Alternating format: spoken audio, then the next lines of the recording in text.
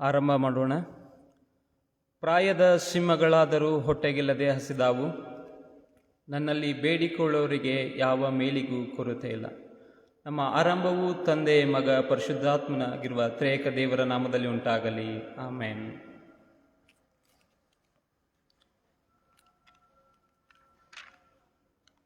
ಈ ಬೆಳಗಿನ ಜಾವದಲ್ಲಿ ನಾವು ಹಾಡುವಂತಹ ಸಂಗೀತದಲ್ಲಿ 65ನೇ ಸಂಗೀತವನ್ನು ಹಾಡಿಕೊಳ್ಳೋಣ. ಸಂಗೀತದಲ್ಲಿ 65. ಈ ಲೋಕ ಅಪರಾಧವ ಕೊಂಡೊಯ್ಯುವ ಕುರಿಮರಿ, ಮನುಷ್ಯನ ಪಾಪ ದಂಡನ ತಿಳಿದಿಸುವಂತೆ ಸರಿ.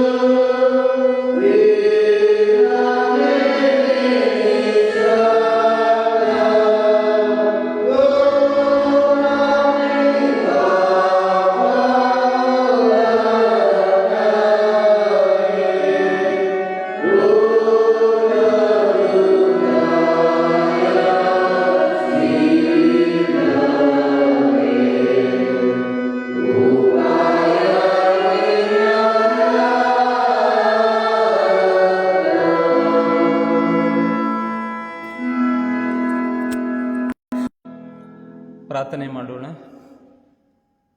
ಭೂಪರಲೋಕವನ್ನು ಸೃಷ್ಟಿ ಮಾಡಿದಂಥ ಸರ್ವಶಕ್ತನಾಗಿರುವ ತಂದೆ ದೇವರೇ ಸ್ವಾಮಿ, ಈ ಬೆಳಗಿನ ಜಾವದಲ್ಲಿ ಸ್ವಾಮಿ ನಿನ್ನ ಮಕ್ಕಳಾಗಿ ಅಪ್ಪ ನಿನ್ನ ಆಲಯದಲ್ಲಿ ಕೂಡಿ ಬಂದಿದ್ದೇವೆ ಸ್ವಾಮಿ. ನಮ್ಮನ್ನು ಆಶೀರ್ವದಿಸು, ಬಲಪಡಿಸು ಸ್ವಾಮಿ. ನಮಗೆ ಬೇಕಾದಂಥ ಎಲ್ಲ ಸಹಾಯಗಳನ್ನು ಮಾಡುತ್ತಾ ಬಂದಿದ್ದೀರಿ ಸ್ವಾಮಿ, ಅದಕ್ಕಾಗಿ ಸ್ತೋತ್ರ ಸಲ್ಲಿಸ್ತೇವೆ ಸ್ವಾಮಿ ಕರ್ತನೆ. ಅಪ್ಪ ಹೌದು ಸ್ವಾಮಿ, ಈ ದಿವಸದಲ್ಲಿ ಸ್ವಾಮಿ ನಿನ್ನ ಚಿತ್ತದ ಮೇರೆಗೆ ಸ್ವಾಮಿ ನಾವೆಲ್ಲರೂ ಕೂಡಿ ಬಂದಿದ್ದೇವೆ ಸ್ವಾಮಿ ಕರ್ತನೆ. ಅಪ್ಪ ನಮ್ಮನ್ನು ಆಶೀರ್ವದಿಸು ಸ್ವಾಮಿ ಕರ್ತನೆ. ನಮ್ಮ ಆಲಯವನ್ನು ಆಶೀರ್ವದಿಸು ಸ್ವಾಮಿ ಕರ್ತನೆ. ಇಲ್ಲಿ ಅನೇಕ ನಿನ್ನ ಮಕ್ಕಳು ಕೂಡಿ ಬಂದು ಸ್ವಾಮಿ ನಿನ್ನನ್ನು ಆರಾಧಿಸುತ್ತಾ, ನಿನ್ನನ್ನು ಸ್ತುತಿಸುತ್ತಾ ಸ್ವಾಮಿ ಕರ್ತನೆ. ಹೌದು ಸ್ವಾಮಿ, ಲೋಕಕ್ಕೆ ಬೆಳಕಾಗಿ ಜೀವಿಸಲಿಕ್ಕಾಗುವಂತೆ ನೀನು ಕೃಪೆ ಕೊಡು ಎಂಬುದಾಗಿ ಪ್ರಾರ್ಥಿಸ್ತೇನೆ. ಅಪ್ಪ ಸ್ವಾಮಿ, ನಿನ್ನ ಆಲಯದಲ್ಲಿ ಕಳೆದಿರುವಂಥ ಸಮಯವು ಸ್ವಾಮಿ ವ್ಯರ್ಥವಾಗಿ ಹೋಗದೆ ಸ್ವಾಮಿ ನಿನ್ನ ಆಲಯದಲ್ಲಿ ವಾಕ್ಯ ಸಂದೇಶವನ್ನು ಕೇಳಿ ಸ್ವಾಮಿ ಅದರಂತೆ ನಡಲಿಕ್ಕಾಗುವಂತೆ ನೀನು ಕೃಪೆ ಕೊಡು ಎಂಬುದಾಗಿ ಪ್ರಾರ್ಥಿಸ್ತೇವೆ ಸ್ವಾಮಿ. ಅಪ್ಪ ವಾಕ್ಯ ಸಂದೇಶವನ್ನು ಕೊಡುವಂಥ ನಿನ್ನ ಮಗನನ್ನು ಆಶೀರ್ವದಿಸು ಸ್ವಾಮಿ. ನಿನ್ನ ಬಲದಿಂದ ತುಂಬು ಸ್ವಾಮಿ. ಅವರು ಅಪ್ಪ ಬಿತ್ತುವಂಥ ಬೀಜವು ಸ್ವಾಮಿ ಕರ್ತನೆ, ಹೌದು ಸ್ವಾಮಿ, ತಕ್ಕ ಕಾಲಕ್ಕೆ ಅದು ಫಲ ಕೊಡುವಂತೆ ನೀನು ಅದನ್ನು ಬೆಳೆಸು ಎಂಬುದಾಗಿ ಪ್ರಾರ್ಥಿಸ್ತೇವೆ ಸ್ವಾಮಿ ಕರ್ತನೆ. ಅಪ್ಪ, ನಿನ್ನ ವಾಕ್ಯದಲ್ಲಿರುವಂಥ ಬಲವನ್ನು ಸ್ವಾಮಿ, ನಿನ್ನ ವಾಕ್ಯದಲ್ಲಿರುವಂಥ ಸಂತೋಷವನ್ನು ನಾವೆಲ್ಲರೂ ಕಾಣಲಿಕ್ಕಾಗುವಂತೆ ನೀನು ಕೃಪೆ ಕೊಡು ಸ್ವಾಮಿ. ಅಪ್ಪ, ಈ ಧ್ವನಿವರ್ಧಕ ಮೂಲಕ ಸ್ವಾಮಿ ನಿನ್ನ ವಾಕ್ಯವನ್ನು ಕೇಳುವಂಥ ಎಲ್ಲ ನಿನ್ನ ಮಕ್ಕಳನ್ನು ಆಶೀರ್ವದಿಸು ಸ್ವಾಮಿ ಕರ್ತನೆ. ಹೌದು ಸ್ವಾಮಿ, ಆ ವಾಕ್ಯದಿಂದ ಸ್ವಾಮಿ ಅವರ ಜೀವಿತವು ಬದಲಾಗಲಿಕ್ಕಾಗುವಂತೆ ನೀನು ಕೃಪೆಯನ್ನು ದಯಪಾಲಿಸು ಎಂಬುದಾಗಿ ಪ್ರಾರ್ಥಿಸ್ತೇವೆ ಸ್ವಾಮಿ ಕರ್ತನೆ. ತಿರುಗೊಂದಾವರ್ತಿ ಸ್ವಾಮಿ, ನಮ್ಮ ಪ್ರಾರ್ಥನೆ ನಿನ್ನ ಪಾದಕ್ಕೆ ಒಪ್ಪಿಸ್ತೇವೆ ಸ್ವಾಮಿ. ನಮ್ಮನ್ನು ಆಶೀರ್ವದಿಸು, ಬಲಪಡಿಸು ಸ್ವಾಮಿ. ಮುಂದಿನ ಸಮಯದಲ್ಲಿ ಸ್ವಾಮಿ ನಮ್ಮೆಲ್ಲರೊಟ್ಟಿಗೆ ನೀನು ಮಾತನಾಡಬೇಕೆಂದು ನಜರೇತಿನ ಯೇಸು ಕ್ರಿಸ್ತನೊಂದೇ ನಮ್ಮದಲ್ಲಿ ಬೇಡಿ ಹೊಂದಿದ್ದೇವೆ ತಂದೆ, ಆಮೇನ್. ನಾವು ಕರ್ತನನ್ನು ಮಹಿಮೆ ಪಡಿಸುವ ಹಾಗೆ ಹಾಡುವಂಥ ಮಹಿಮಾ ಗೀತಗಳಲ್ಲಿ 57 ಸಾಂಗ್ ನಂಬರ್ 57, ತಂದೆಯ ಪ್ರೀತಿಯ ಕುಮಾರನೇ ಪಾಪಿಯ ರಕ್ಷಿಸಲು ದಾಸನ ರೂಪವನ್ನು ಪ್ರೀತಿಯಂ ತಾಳಿದನು ಎಂಬುದಾಗಿ ಹಾಡಿಕೊಳ್ಳೋಣ.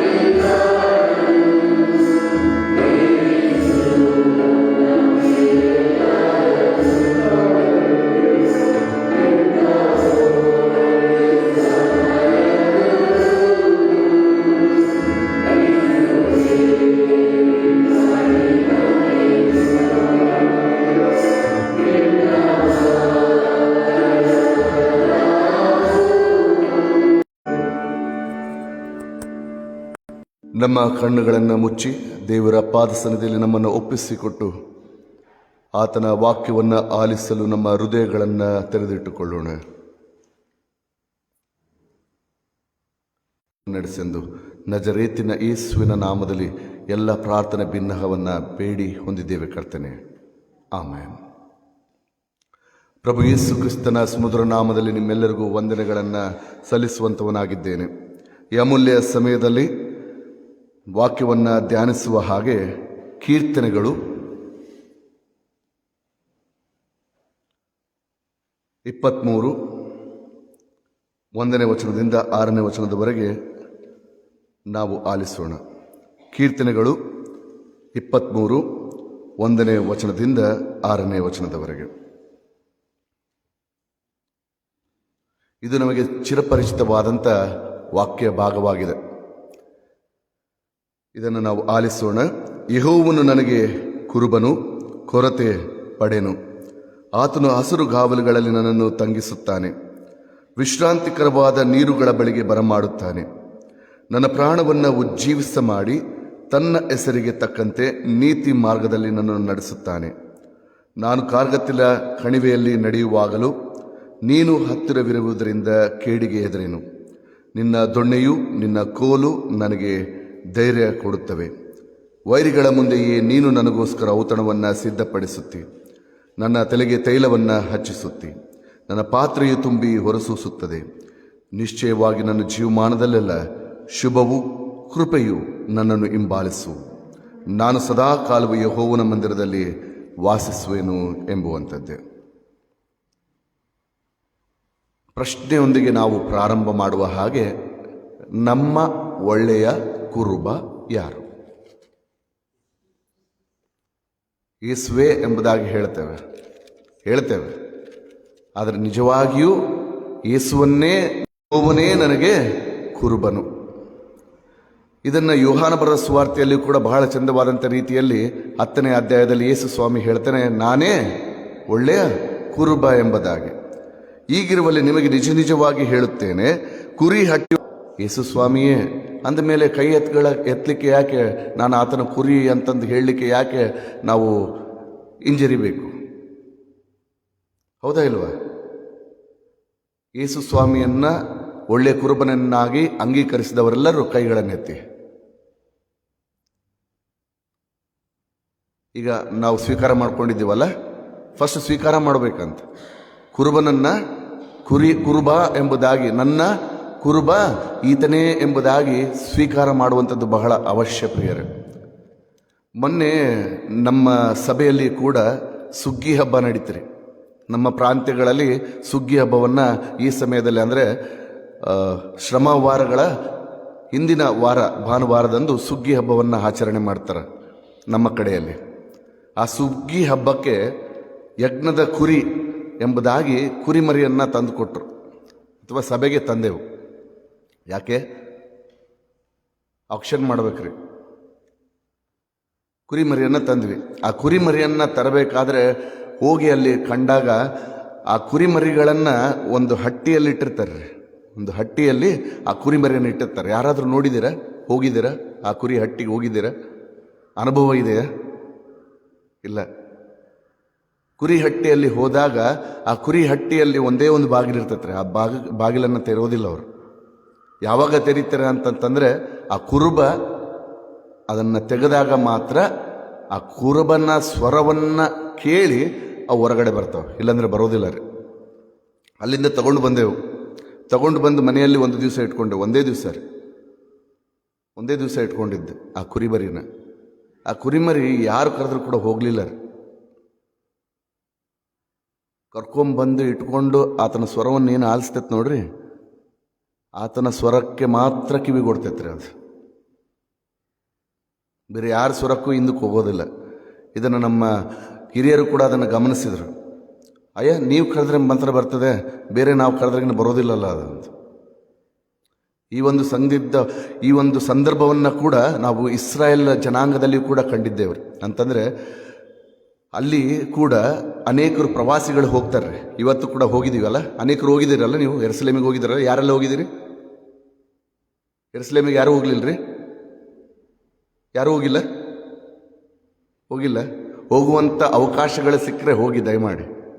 ಆ ಅನುಭವ ಬಹಳ ಅದ್ಭುತವಾದಂಥ ಅನುಭವ ಪ್ರಿಯರೇ, ಅದ್ಭುತವಾದಂಥ ಅನುಭವ. ಇವರೆಲ್ಲ ಪ್ರವಾಸಿಗಳೆಲ್ಲ ಹೋದ್ರಂತ್ರಿ. ಹೋದಾಗ ಅಲ್ಲಿರುವಂಥ ಅಲ್ಲಿ ಕೂಡ ಮೋಶೆ ಅನ್ನುವಂಥ ಒಬ್ಬ ಕುರುಬ ಇದ್ದಾನೆ. ಅವರು ಇವರಿಗೆ ಗೈಡ್ ಮಾಡ್ತಾನೆ. ನಮ್ಮ ತಾಯಿ ಹೋದಾಗ ಇದನ್ನೆಲ್ಲ ಅನುಭವ ಮಾಡಿದರು. ಅಲ್ಲಿ ಹೋದಾಗ ಅವತ್ತ ನೀವು ಹೋಗಿ ಕರೀರಿ, ಈ ಕುರಿಗಳು ಬರ್ತವೇನೋ ನೋಡಿ ಅಂತ ಹೇಳಿದ. ಅಲ್ಲಿ ಹೊಲದಲ್ಲಿ ಕೂತ್ಕೊಂಡಂಥ ಕುರಿಗಳನ್ನೆಲ್ಲ ಕರೆದ್ರಂತೆ. ಇವರೆಲ್ಲ ಹೋದ್ರಂತೆ, ನಮ್ಮ ತಾಯಿ ಕೂಡ ಹೋಗಿ ಕರೆದ್ರಂತೆ. ಏನೆಲ್ಲ ಪ್ರಯಾಸ ಪಟ್ರಂತೆ, ಎದ್ದು ಬರಲಿಲ್ಲ ರೀ ಕುರಿಗಳು. ಈ ಮೋಶೆ ಅನ್ನುವಂಥ ವ್ಯಕ್ತಿ ಹೋಗಿ ಒಂದೇ ಸಮನೆ ಆತನು ಕರೆಯುವಂಥ ಧಾಟಿಯಲ್ಲಿ ಆತನು ಕರೆದಾಗ ಆ ಕುರಿಗಳು ಎಲ್ಲೆಲ್ಲಿದ್ವೋ ಅವೆಲ್ಲ ಸೇರಿ ಬಂದುವಂತೆ. ವಿಚಿತ್ರವಾದಂಥ ಸಂಗತಿ, ಆದರೆ ಅದ್ಭುತವಾದಂಥದ್ದು. ಇಲ್ಲಿ ಕೂಡ ಅದನ್ನೇ ಹೇಳ್ತಾನೆ ನೋಡ್ರಿ, ಕುರಿಗಳು ಅವನ ಸ್ವರಕ್ಕೆ ಕಿವಿಗೊಡುವು ಎಂಬುದಾಗಿ. ಹೀಗಿರುವಲ್ಲಿ ಅವನು ಸ್ವಂತ ಕುರಿಗಳನ್ನು ಹೆಸರು ಹೇಳಿ ಕರೆದು ಹೊರಗೆ ಬಿಡುತ್ತಾನೆ ಮತ್ತು ಒಳಗೆ ಕರೆದುಕೊಳ್ತಾನೆ. ತನ್ನ ಹಟ್ಟಿಯಲ್ಲಿರುವಂಥ ಕುರಿಮರಿಯನ್ನು ಆತನು ಏನು ಮಾಡ್ತಾನಂತ್ರಿ, ಹೆಸರಿಡಿದು, ಅಂದರೆ ನಮ್ಮೆಲ್ಲರ ಹೆಸರುಗಳು ಯಾರಿಗೆ ಗೊತ್ತ್ರಿ ಇವತ್ತು? ಯೇಸು ಸ್ವಾಮಿ ಗೊತ್ತು, ಅಪ್ಪ ಯೇಸು ಸ್ವಾಮಿ ಗೊತ್ತು. ನಮ್ಮೆಲ್ಲರ ಹೃದಯ, ನಮ್ಮೆಲ್ಲರ ಜೀವಿತ, ನಮ್ಮೆಲ್ಲರ ಹೆಸರುಗಳು ಗೊತ್ತು ಸ್ವಾಮಿ. ಪ್ರತಿಯೊಬ್ಬರನ್ನ ಹೆಸರು ಹಿಡಿದು ಕರೀತಾನಂತೆ. ಹೆಸರು ಹಿಡಿದು ಬಿಡ್ತಾನೆ, ಹೆಸರು ಹಿಡಿದು ತನ್ನ ಹಟ್ಟಿಗೆ ಸೇರಿಸ್ಕೊಳ್ತಾನೆ. ಹೀಗಿರುವಲ್ಲಿ ಆತನ ಆರೈಕೆ ಬಹಳ ನಮಗೆ ಪ್ರಾಮುಖ್ಯತೆ. ಈ ನೋಸ್ ಅಸ್ ಪರ್ಸನಲಿ. ನಮ್ಮನ್ನು ಗೊತ್ತಿಲ್ಲ, ನಮಗೆ ಸ್ವಾಮಿ ನನ್ನ ನೋಡೇ ಇಲ್ಲ, ಕುರಿ ಹಿಂಡಲ್ಲಿ ನಾನು ಒಂದು ಹಿಂಡು ಅನ್ನುವಂಥ ರೀತಿಯಲ್ಲಿ ಜೀವಿಸದೆ ನಾವು ಹೋಗ್ಲಿಕ್ಕೆ ಸಾಧ್ಯವೇ ಇಲ್ಲ. ಯಾಕೆಂದರೆ ಪ್ರತಿಯೊಬ್ಬರ ಮೇಲೆ ಯಾರ ಕಣ್ಣಿದೆ? ಆ ಕುರುಬನಾದಂಥ ಯೇಸು ಕ್ರಿಸ್ತನ ಕಣ್ಣು ಪ್ರತಿಯೊಬ್ಬರ ಮೇಲಿದೆ, ಪ್ರತಿಯೊಬ್ಬರ ಮೇಲಿದೆ. ಆದ್ದರಿಂದ ಹೀಗೆ ಹೇಳ್ತಾನೆ, ಫಸ್ಟ್ ಏನು ಹೇಳ್ತಾನೆ? ಆಲಿಸುವಂತಾನೆ. We need to hear the voice. ನೀವು ಕುರುಬನನ್ನು ಇನ್ನೊಂದು ರೀತಿಯಲ್ಲಿ ನೀವು ಅರ್ಥೈಸುವುದಾದರೆ, ಕುರಿಮರಿ ಹುಟ್ಟಿದಾಗ ಏನು ಮಾಡ್ತಾನೆ ರೀ ಕುರುಬ? ಇದನ್ನು ನಾವು ಗ್ರಹಿಸ್ಕೊಳ್ಬೇಕ್ರಿ ದಯಮಾಡಿ. ಕುರಿಮರಿ ಹುಟ್ಟಿದಾಗ ಕುರುಬ ಏನು ಮಾಡ್ತಾನೆ? ದಾರಿಯಲ್ಲಿ ಹೋಗ್ತಾ ಇರ್ತಾನೆ, ಕುರಿ ಹುಟ್ಟುತ್ತೆ, ಏನು ಮಾಡ್ತಾನೆ? ಎಂದು ನೋಡಿಲ್ಲ ರೀ. ಎಲ್ಲ ರಕ್ಷಣೆ ಮಾಡಿ ಪೋಷಣೆ ಮಾಡ್ತಾನೆ. Very good. ಏನು ಮಾಡ್ತಾನಮ್ಮ? ಹೆಸರಿಟ್ಟು ಕೂಗ್ತಾನೆ.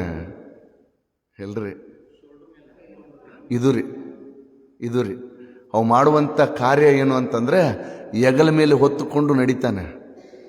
ಎಲ್ಲಿ ಹಾಕೊಳ್ಳಲ್ರಿ, ಹೆಗಲ ಮೇಲೆ ಎತ್ಕೊಂಡು ಹೋಗ್ತಾ ಇರ್ತಾನೆ. ಯಾಕೆ ಗೊತ್ತಾ? ಅದು ಯಾರ ಸ್ವರ ಕೇಳಬೇಕು? ಕುರುಬನ ಸ್ವರ ಮಾತ್ರ ಕೇಳಬೇಕು. ಅಂದರೆ ಹುಟ್ಟಿದ್ದಂದಿನಿಂದ ದೇವರ ಸ್ವರವನ್ನೇ ಕೇಳ್ತಾ ನಾವು ಬರಬೇಕು ಅನ್ನುವಂಥದ್ದು ದೇವರ ಚಿತ್ತ ಉದ್ದೇಶ ರೀ. ಸುಮ್ಮನೆ ನಮ್ಮನ್ನು ಕರೆದಿಲ್ಲ, ಸುಮ್ಮನೆ ನಮ್ಮನ್ನು ತನ್ನ ಮಂದಿಯಲ್ಲಿ ಸೇರಿಸ್ಕೊಳ್ಳಿಲ್ಲ. ಬದಲಾಗಿ ಯಾರ ಸ್ವರವನ್ನೇ ಕೇಳಬೇಕಂತ ಆತನ ಇಷ್ಟಪಡ್ತಾನೆ? ದೇವರ ಸ್ವರ.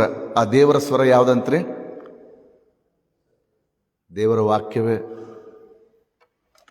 ಆ ದೇವರ ವಾಕ್ಯದ ಸ್ವರವನ್ನು ನಾವು ಯಾವಾಗಲೂ ಆಲಿಸ್ತಾ ಇರಬೇಕು ಅನ್ನುವಂಥದ್ದು ಆತನ ಇಷ್ಟ.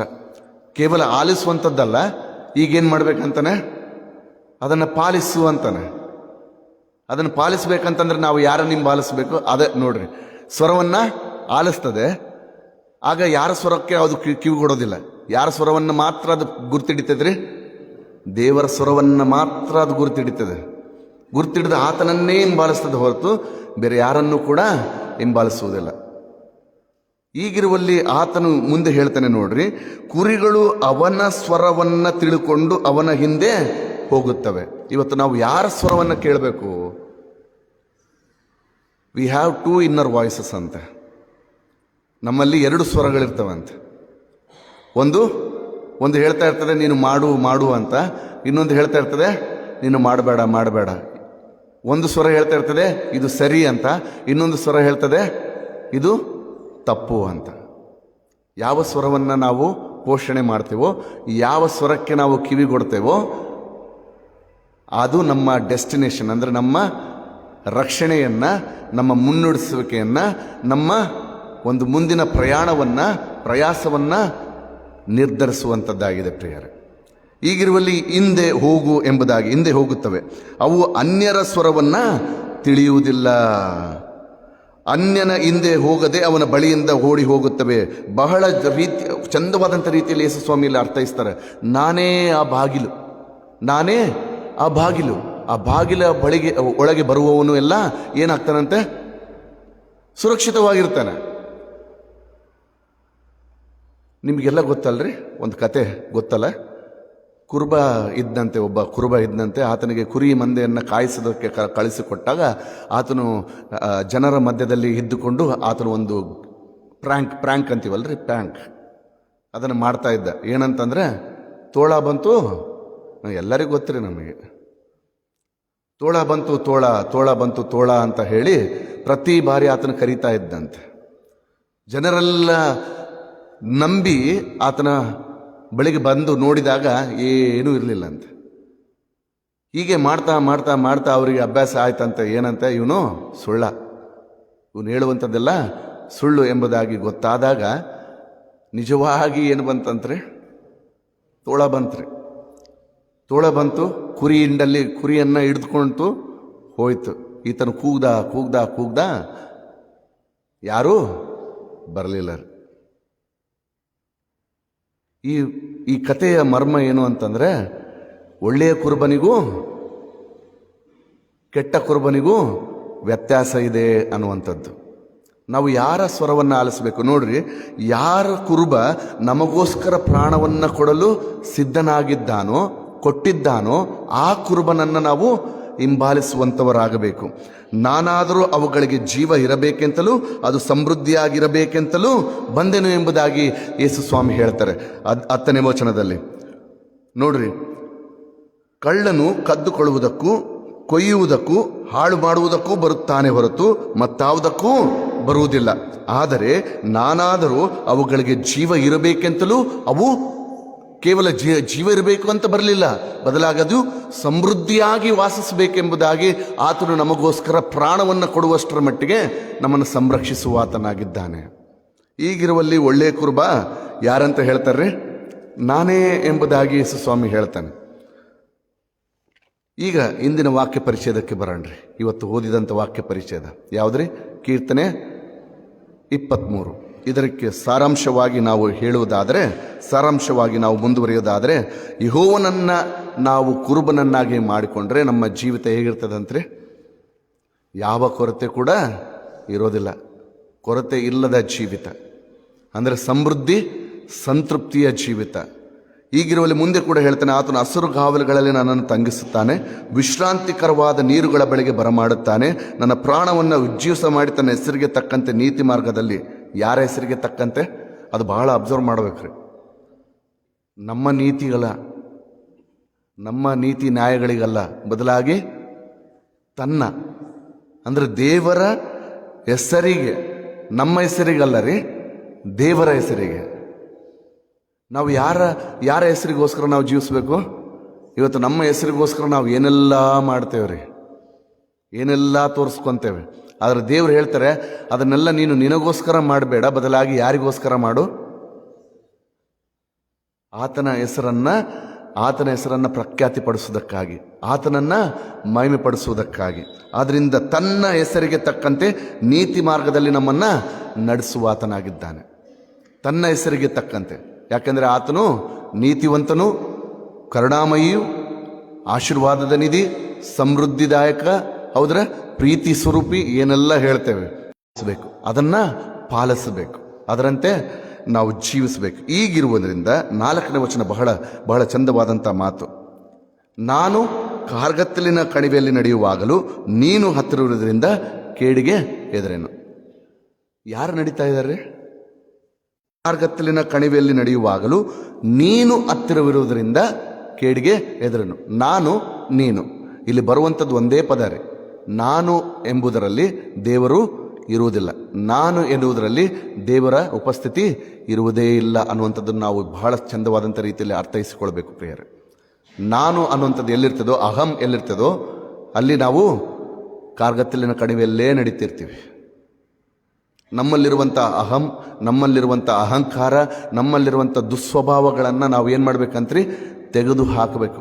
ಈ ಸಮಯ ಅಮೂಲ್ಯವಾದಂಥ ಸಮಯ. ಇದು ಶ್ರಮ ದಿನಗಳ ಸಮಯ, ನಮಗೆ ದೇವರು ಕೊಟ್ಟಂಥ ಅಮೂಲ್ಯವಾದಂಥ ಸಮಯ. ನಾನು ಎಂಬುದನ್ನು ತೆಗೆದಿಟ್ಟು ನೀನು ಸ್ವಾಮಿ ಅನ್ನುವಂಥದ್ದನ್ನು ನಾವು ಕಲಿಬೇಕು. ಅದಕ್ಕೋಸ್ಕರ ದೇವರು ಕರೆದಿದ್ದಾನೆ. ನೋಡ್ರಿ, ನಾನು ಕಾರ್ಗತಿನ ಕಣಿವೆಯಲ್ಲಿ ನಡೆಯುವಾಗ ನೀನು ಹತ್ತಿರವಿರೋದ್ರಿಂದ ಕೇಡಿಗೆ ಹೆದರನು. ನಾನು ಅನ್ನೋದು ಹೋಯ್ತ್ರಿ, ನೀನು ಅಂತ ಬಂದಾಗ ನಮಗೆ ರಕ್ಷಣೆ. ನಾನು ಅಂದಾಗ ಕತ್ತಲೆಯಲ್ಲೇ ಇದ್ದೇವೆ, ನೀನು ಅಂದಾಗ ಬೆಳಕಿನ ಕಡೆಗೆ ಬಂದೇವೆ. ಮುಂದೆ ಏನು ಮಾಡ್ತಾನೆ ನೋಡ್ರಿ, ನಿನ್ನ ದೊಣ್ಣೆಯು ನಿನ್ನ ಕೋಲು. ಈಗ ಇನ್ನೊಂದು ಪ್ರಶ್ನೆ, ದೊಣ್ಣೆ ಅಂದರೆ ಏನ್ರಿ, ಕೋಲ್ ಅಂದರೆ ಏನು? ಇದನ್ನು ಹೇಳಿ ಮುಗಿಸ್ತೇನೆ. ದೊಣ್ಣೆ ಅಂದರೆ ಏನು, ಕೋಲ್ ಅಂದರೆ ಏನು? ಎರಡೂ ಒಂದೇ ರೀ ಪಾಸ್ಟ್ರೆ? ಇಲ್ರಿ, ಎರಡೂ ಬೇರೆ ಬೇರೆ ರೀ. ಟೀಚರ್ಸ್ ಯಾರ್ಯಾರು ಇದ್ದೀರಿಲ್ಲಿ? ಶಿಕ್ಷಕರು ಇದ್ದೀರಲ್ಲ, ನೀವು ಮಕ್ಕಳನ್ನು ಮೊದಲಿಗಿತ್ರಿ, ಮಕ್ಕಳನ್ನು ಶಿಕ್ಷಿಸಬೇಕಾದ್ರೆ ಏನನ್ನು ಯೂಸ್ ಮಾಡ್ತಾ ಇದ್ರಿ? ಕೋಲ್ರ, ದೊಣ್ಣೆ ರೀ. ದೊಣ್ಣೆ ಉದ್ದ ನೇರವಾಗಿರ್ತೈತ್ರಿ ದೊಣ್ಣೆ. ಕೋಲು ಹೆಂಗಿರ್ತೈತ್ರಿ? ಯಾರು ಹೇಳಿದ್ದು?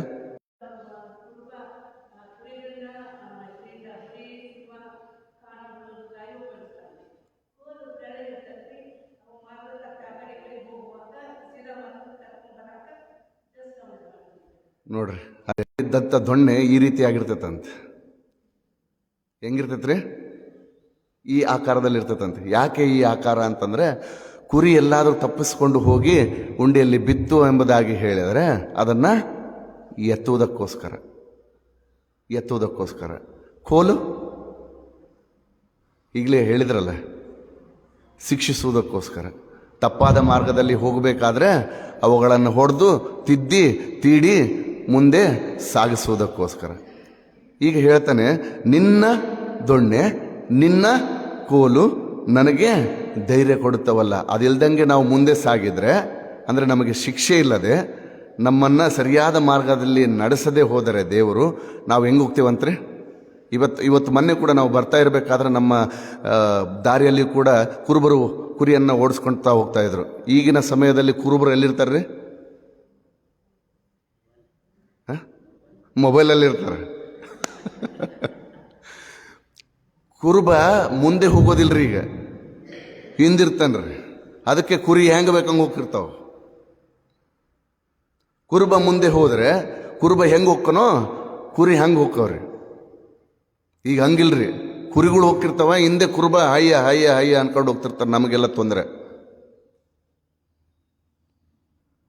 ಕುರುಬನಿಲ್ಲದ ಕುರಿಗಳು ಹೆಂಗಿರ್ತಾವಂತಂದ್ರೆ ಹೆಂಗೆ ಬೇಕಂಗೆ ಹೋಗ್ತಿರ್ತಾವ್ರಿ. ಅದಕ್ಕೆ ದೊಣ್ಣೆ ಕೋಲು ಎರಡೂ ಅಗತ್ಯ ರೀ. ದೊಣ್ಣೆ ಅವರನ್ನು ಎತ್ತುವಾಗ, ಅಂದರೆ ಬಿದ್ದುವಾಗ ಎತ್ತುವುದಕ್ಕೋಸ್ಕರ, ನನಗೆ ಯಾರೂ ಇಲ್ಲ ಎಂಬುದಾಗಿ ಹೇಳಿಕೊಂಡಾಗ ಅವುಗಳನ್ನು ರಕ್ಷಿಸುವುದಕ್ಕೋಸ್ಕರ ದೊಣ್ಣೆ. ಕೋಲು ನೀನು ಸರಿಯಾದ ಮಾರ್ಗದಲ್ಲಿ ನಡೆ ಎಂಬುದಾಗಿ. ಇವತ್ತು ನಮ್ಮ ಕುರುಬ ಈ ಕೆಲಸವನ್ನು ಮಾಡದೆ ಹೋದರೆ ನಮ್ಮ ಜೀವಿತಗಳು ಕೂಡ ಏನಾಗ್ತದೋ ನಾವೇ ಅರಿತುಕೊಳ್ಳೋಣ ಪ್ರಿಯರೇ. ಈಗಿರುವಲ್ಲಿ ನಾವು ಆತನನ್ನು ಒಳ್ಳೆ ಕುರುಬನೆಂಬುದಾಗಿ ನಾವು ಮಾಡಿಕೊಂಡಾಗ ಇರುವಂಥ ಆಶೀರ್ವಾದ ನೋಡ್ರಿ, 5-6ನೇ ವಚನದಲ್ಲಿದೆ. ಏನಿದೆ ರೀ? ವೈರಿಗಳ ಮುಂದೆಯೇ ನಿಮಗೆ ಔತಣವನ್ನು ಸಿದ್ಧಪಡಿಸ್ತಾನೆ. ಯಾರು ನಮ್ಮನ್ನು ಹೀಯಾಳಿಸಿದರೋ, ಯಾರು ನಮ್ಮನ್ನು ಹಿಂಸಿಸಿದರೋ ಅವರ ಮುಂದೆಯೇ ನಿನ್ನನ್ನು ಏನು ಮಾಡ್ತೇನೆ? ಈಗಲೇ ಓದಿದ್ವಲ್ಲ, ಸುಭಿಕ್ಷ ಕಿರೀಟವನ್ನಾಗಿ ನಿನ್ನನ್ನು ಇಡ್ತೀನಿ ಅಂತನ್ನುವಂಥ ಮಾತನ್ನು ಮುಂಜಾವದಲ್ಲಿ ನಾವು ತಿಳಿದುಕೊಂಡಿದ್ದೇವೆ. ಈಗಿರುವಲ್ಲಿ ನಮ್ಮನ್ನು ಆ ಎತ್ತರದಲ್ಲಿಟ್ಟು ನಮ್ಮನ್ನು ಪೋಷಿಸುವವನಾಗಿದ್ದಾನೆ ಪ್ರಿಯರೇ. ನನ್ನ ತಲೆಗೆ ತೈಲವನ್ನು ಹಚ್ಚಿಸುತ್ತೆ, ನನ್ನ ಪಾತ್ರೆ ತುಂಬಿ ಹೊರಿಸ್ತದೆ. ಅಂದರೆ ಸಮೃದ್ಧಿ, ಸಂತೃಪ್ತಿಯ ಜೀವಿತ, ಆಶೀರ್ವಾದದ ಜೀವಿತ ಯಾವಾಗ ಆಗ್ತೈತ್ರಿ? ನಾನು ಯಾರನ್ನ ಆಲಿಸ್ಬೇಕ್ರಿ? ಯೇಸು ಕ್ರಿಸ್ತನ ಮಾತನ್ನ, ವಾಕ್ಯವನ್ನ ಆಲಿಸಬೇಕು. ಯಾರನ್ನ ಹಿಂಬಾಲಿಸಬೇಕು? ಯೇಸು ಕ್ರಿಸ್ತನನ್ನ ಹಿಂಬಾಲಿಸಬೇಕು. ಆತನು ನಮ್ಮನ್ನು ಶಿಕ್ಷಿಸುವಾಗ, ಗದರಿಸುವಾಗ ನಾವೇನು ಮಾಡ್ಬೇಕಂತ ನಮ್ಮನ್ನು ನಾವು ಎಚ್ಚೆತ್ತುಕೊಂಡು ನಮ್ಮನ್ನು ನಾವು ಬದಲಾಯಿಸಿಕೊಂಡು ಆ ಮಾರ್ಗದಲ್ಲಿ ನಡಿಬೇಕು. ಯಾವ ಮಾರ್ಗ? ಯೇಸು ಸ್ವಾಮಿ ತೋರಿಸಿಕೊಟ್ಟಂಥ ಮಾರ್ಗ. ಬೇರೆ ಯಾವ ಮಾರ್ಗ ಇಲ್ಲ ರೀ. ಪರಲೋಕಕ್ಕೆ ಒಂದೇ ಮಾರ್ಗ. ನಾನೇ ಮಾರ್ಗವೂ ಸತ್ಯವೂ ಜೀವವೂ ಆಗಿದ್ದೇನೆ. ಈಗಿರುವಲ್ಲಿ ನಾವಿವತ್ತು ಯಾರಿಂದ ಓಡ್ತಾ ಇದ್ದೀವಿ? ಯಾವುದರ ಹಿಂದೆ ಓಡ್ತಾ ಇದ್ದೀವಿ? ಲೋಕದ ಹಿಂದೆ ಓಡ್ತಾ ಇದ್ದೀವಿ. ಲೋಕದಲ್ಲಿ ಏನಿದೆ? ಹಣ ಇದೆ, ಅಂತಸ್ತಿದೆ, ಸ್ಥಾನಮಾನ ಇದೆ, ಏನೆಲ್ಲ ಬೇಕಂತಂದು ಬೆಳಗ್ಗಿಂದ 5 ಗಂಟೆಯಿಂದ ನೀವು ಬೆಂಗಳೂರಿಗೆ ಹೋಗ್ಬಿಟ್ರೆ ಬೆಳಗ್ಗೆ 5 ಗಂಟೆಗೆ ಪ್ರಾರಂಭ ಆಗಿದ್ದು ರಾತ್ರಿ 11 ಗಂಟೆ 12 ಗಂಟೆಗೆ ಮುಗಿತದ್ರಿ. ಸೀದಾ ಬರೋದ್ರಿ, ಮಕ್ಕಳೋದ್ರಿ, ಮತ್ತೆ ಎದಳದ್ರಿ, ಹೋಗೋದ್ರಿ. ಯಾರಿಗೆ ಯಾರು ಏನೇನು ಅನ್ನೋದೇ ಇಲ್ಲ ಜೀವಿತ. ಹೀಗಿರುವಲ್ಲಿ ನಾವು ಹಣದ ಹಿಂದೆ ಇವತ್ತು ನಾವು ಓಡ್ತಾ ಇದ್ದೀವಿ. ಆದರೆ ಸ್ವಾಮಿ ಹೇಳ್ತಾನೆ ನೋಡ್ರಿ, ನಿಶ್ಚಯವಾಗಿ ಜೀವಮಾನದಲ್ಲೆಲ್ಲ ಶುಭವೂ ಕೃಪೆಯೂ. ನಾವು ಅದಕ್ಕೋಸ್ಕರ ಇವತ್ತು ಓಡ್ತಾ ಇದ್ದೀವಿ. ನಮ್ಮ ಪ್ರಯಾಣ ಅದರಿಂದ ಓಡ್ತಾ ಇದೆ. ಆದರೆ ದೇವರು ಹೇಳ್ತಾನೆ, ನೀನು ನನ್ನನ್ನು ಒಳ್ಳೆಯ ಕುರುಬನನ್ನಾಗಿ ಮಾಡಿಕೊಂಡಾಗ ಯಾವುದು ಬರ್ತಿದೆ ನಿನ್ನಿಂದಕ್ಕೆ? ಅವು ನಿನ್ನನ್ನು ಹುಡ್ಕೊಂಬರ್ತಾವ್ರಿ. ನೀನು ಅದರಿಂದ ಹೋಗಬೇಕಾಗಿಲ್ಲ, ಅವು ನಿನ್ನ ಹಿಂದೆ ಬರ್ತವೆ ಎಂಬುದಾಗಿ. ನಿಶ್ಚಯವಾಗಿ ನನ್ನ ಜೀವಮಾನದಲ್ಲೆಲ್ಲ ಶುಭವೂ ಕೃಪೆಯೂ ನನ್ನನ್ನು ಹಿಂಬಾಲಿಸುವು. ನಾನು ಸದಾ ಕಾಲವು. ಇವತ್ತು ನಾವು ಮಾಡಬೇಕಾದಂಥ ಕಾರ್ಯ ಏನ್ರಿ? ಯೆಹೋವನ ಮಂದಿರದಲ್ಲಿ ಕಳೆಯುವ ಒಂದು ದಿವಸ ಎಷ್ಟು ವರ್ಷಗಳಂತಂದ್ರೆ ಆಮೆನ್. ಆತನನ್ನು ಒಳ್ಳೆಯ ಕುರುಬನನ್ನಾಗಿ ನಾವು ಮಾಡಿಕೊಳ್ಳೋಣ ಪ್ರಿಯರೇ. ಸಮೃದ್ಧಿ, ಸಂತೃಪ್ತಿಯ ಜೀವಿತ, ಆಶೀರ್ವಾದದ ಜೀವಿತ ಮತ್ತು ಆ ಮಂದಿಯಲ್ಲಿ ಸೇರುವಂಥ ಸದವಕಾಶವನ್ನು ನಮಗೆ ಅನುಗ್ರಹಿಸಿಕೊಡುವ ಆತನಾಗಿದ್ದಾನೆ. ಹೀಗಿರುವಲ್ಲಿ ನಮ್ಮ ಒಳ್ಳೆಯ ಕುರುಬ ಯಾರು? ಹೌದಾ ಅಲ್ವಾ? ಆತನನ್ನೇ ನಾವು ಒಳ್ಳೆಯ ಕುರುಬನೆಂಬುದಾಗಿ ನಾವು ಇವತ್ತು ಸ್ವೀಕಾರ ಮಾಡೋಣ ಪ್ರಿಯರೇ. ಪ್ರಾರ್ಥನೆ ಮಾಡೋಣ. ಒಳ್ಳೆಯ ಕುರುಬನಾದಂಥ ಯೇಸು ಕ್ರಿಸ್ತನೇ, ಕುರಿಗಳಾದಂಥ ನಮ್ಮನ್ನು ಸ್ವಾಮಿ ನೀನು ಸಂರಕ್ಷಿಸಿ ನನ್ನನ್ನು ಹಿಂಬಾಲಿಸು ಎಂಬುದಾಗಿ ನೀನು ಕರೆದ ಆತನಾಗಿದ್ದಿ. ನಾವು ಲೋಕವನ್ನು ಹಿಂಬಾಲಿಸದೆ ಲೋಕಕ್ಕೆ ಬೆನ್ನು ಮಾಡಿ ಕರ್ತನೆ ನಿನ್ನನ್ನು ಹಿಂಬಾಲಿಸಿ ನಿನ್ನನ್ನು ಆತುಕೊಂಡು ಸ್ವಾಮಿ ನಿನ್ನಿಂದ ಆ ಶುಭವನ್ನು ಕೃಪೆಯನ್ನು ಹೊಂದಿಕೊಂಡು ಆಶೀರ್ವಾದದ ನಿಧಿಗಳಾಗಿ ನಾವು ಮಾರ್ಪಟ್ಟು ಕರ್ತನೆ ಲೋಕದೊಳಗೆ ಹೋಗಿ ಆಶೀರ್ವಾದದ ನಿಧಿಗಳಾಗಿ ಲೋಕದಲ್ಲಿ ಸ್ವಾಮಿ ನಿನ್ನನ್ನು ಪ್ರತಿಬಿಂಬಿಸುವಂಥ ಸಾಕ್ಷಿಯ ಕುರಿಗಳಾಗಿ ಜೀವಿಸಲು ಕರ್ತನೆ ನಮ್ಮನ್ನು ನೀನು ಆಶೀರ್ವದಿಸಿ ಮುನ್ನಡೆಸಿ ನಮ್ಮೆಲ್ಲರ ಜೀವಿತಗಳ ಮೂಲಕ ನೀನು ಮಹಿಮೆ ಹೊಂದಿಕೊ. ಯೇಸು ಕ್ರಿಸ್ತನ ಮೊದಲ ನಾಮದಲ್ಲಿ ಬೇಡೊಂದಿದ್ದೇವೆ ರಾಜ. ಆಮೆನ್.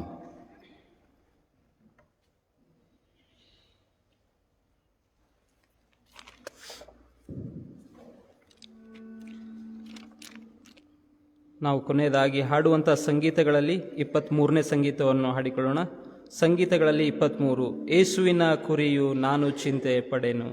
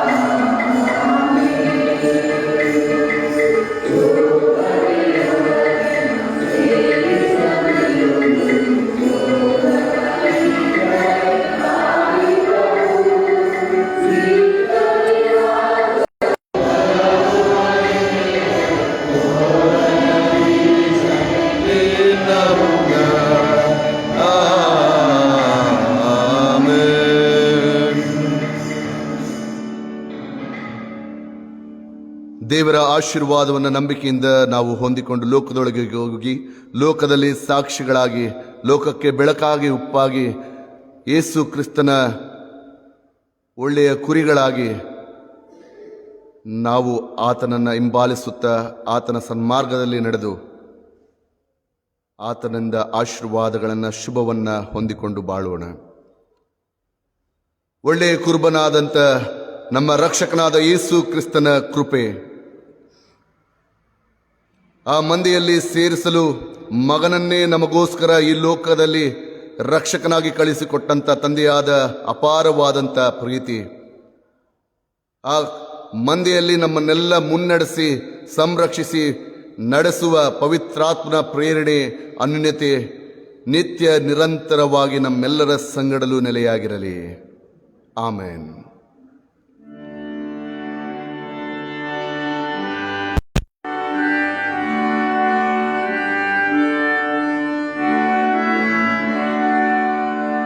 Amen.